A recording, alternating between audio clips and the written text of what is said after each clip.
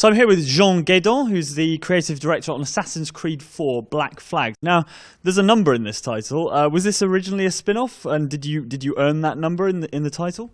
No. It has never been a spin-off. It's the direct continuity of the adventure we're telling. And actually, I find the question interesting because we're bringing a new character, a new setting. And what would you ask me if there wasn't any number? So, in terms of that setting, it's pirates this time around. What did you guys have to do to research that sort of setting? Because there can't be a lot of sort of historical documents written by pirates.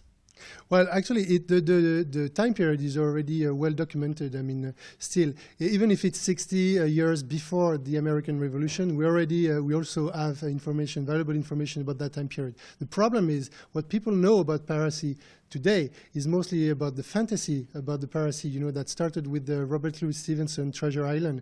So what people know is mainly about Hollywood cliches, about walking skeletons and big giant monsters. But because we want to tell the reality behind the piracy, we will take a totally different approach. And you've got a new hero to go with this new setting, who is Edward Kenway. Obviously, people will recognise the Kenway name from Assassin's Creed 3. What can you tell me about that character? Well, Edward is really interesting because in the first place, he's a pirate, right? He's British, that was sailing in the West Indies and has been basically, like a lot of sailors back in the time, almost abandoned by their native country, because when peace has been restored in 1713, they're just living on their own. And so they became pirates. So Edward is one of them. He's really selfish. He's really reckless. He wants his own life, basically, that he couldn't have otherwise in England. And so we take this character and we just make him stumble into this ancient war, between assassins and Templars. And this will be a new take, also a new exposition of this conflict.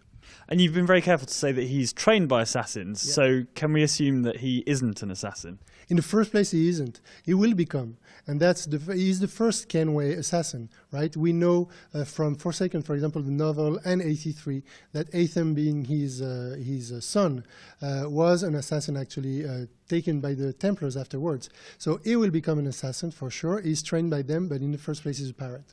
Is he the first bad guy? Because obviously in Ezio and Altair, I mean, they've had their character flaws, but they've always been good, kind of noble people. Is this the first time we get to play as the bad guy in an Assassin's Creed game? He's not such a bad guy, with no noble cause behind, but he's definitely the more complex character we've had so far, because he will have to choose. His own path, basically. You're taking this really childhood character that is only interested in his own freedom and selfish wealth, and that will progressively understand that you better be motivated by something else than just you, otherwise you won't go anywhere. And you've said instead of 2 or 3 large locations, you've actually got 50 spread around the entire West Indies, the Caribbean. Mm-hmm. There must be some headline locations, though. What are the big sort of settlements that you'll be exploring? So we will have 3 main cities that will be Havana in Cuba, and Kingston, Jamaica, and Nassau, obviously, which was the pirate heaven, where the place where all these famous pirates, Blackbeard, Benjamin Hornigold, Han Bunny, Calico Jack, all gathered in that place to try to create this Republic of Pirates. So the main cities, the main urban playground will be Havana, Kingston, and Nassau, and with tons of other very varied locations. I noticed you said that there won't be free running in the jungle environments. Now, obviously, in the series so far, it's been very much about increasing the utility of the character and making them more flexible. Is it going to be a struggle to then take away some of that flexibility from the player? Well, we don't think so, because we're giving so much on the other place, right? We're expanding a lot the naval experience, for example, and with also new environments, totally new gameplay. For example, the underwater will be very fresh and different, and so we will make that experience very challenging too, underwater. And there were big things happened at the end of Assassin's Creed 3, and you are continuing the continuity of the universe in the present day, but what can you tell me about how it's different this time? The present day, you mean? Well, yeah, we're continuing it because the real world merged with our fictitious world. So our present day around us today is the Assassin's Creed world. You can't escape from it, basically. So we will put the player directly in charge in this universe. And so all what has been said before in the prior installments remains true. So you can imagine that some characters could make a return. Looking at the gameplay footage, it's very impressive, but it feels very much of this generation. And you've said that you are releasing on the PS4 and presumably any other next-gen consoles that are of similar specification. Is it going to be a struggle to make the game up to that standard, given that the development started all the way back in 2011? No, actually, because we have a strong engine, we have Anvil Next, and we are always pushing the limits. So this year again, we are ready to support, such new capacities, new abilities. So the game will be ready for that, but also, we make it for current gen, obviously, from a starting point. Is there going to be any delay in between the versions, or are they going to all release at the same time? Shape. Oh, wow. Okay, that's impressive. So in terms of the multiplayer, people talked a lot about like multiplayer naval combat and things like that. It didn't make it into Assassin's Creed 3, but is it going to make it into this one? I'm afraid to say no. But no, we will have multiplayer, but the multiplayer, with much more, again, improvement with new characters, new modes, and new maps.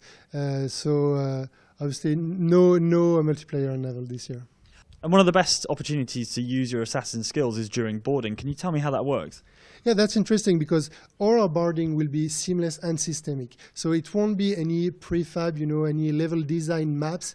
It will be totally systemic. Pick any ship you want to attack it, incapacitate it, approach it, and board it.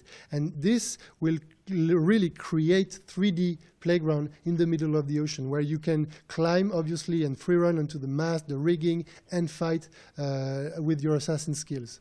And you guys have often said that sort of real history is more interesting than fiction. What's the craziest thing you've come across in your research about pirates? That's interesting. I think that's probably this massive wreck of the Spanish Armada, because this is, you couldn't imagine that to be true, but it is. There is a golden fleet, so that left Havana with 11 galleons just full of gold, aiming to Spain, right? And what happened? Just few days after, along Florida coast, massive hurricane. So you can imagine a better setting, for an epic mission, for example. So all these galleons have been wrecked, and pushed and washed up along Florida coast, and this really is the trigger moment of this gold rush that gathered all these pirates around. Of all the historical events that are encompassed by the game's story, do you have a particular favourite? Maybe the escape from Nassau, with you can imagine the British Armada, surrounding the pirates, even, and where you have to escape just by setting up, a ship in fire and driving it towards the Armada. That's pretty epic. Is there a danger with a character that's as kind of brash as Edward is, that players won't actually like playing as him? Is that a careful balance you have to strike?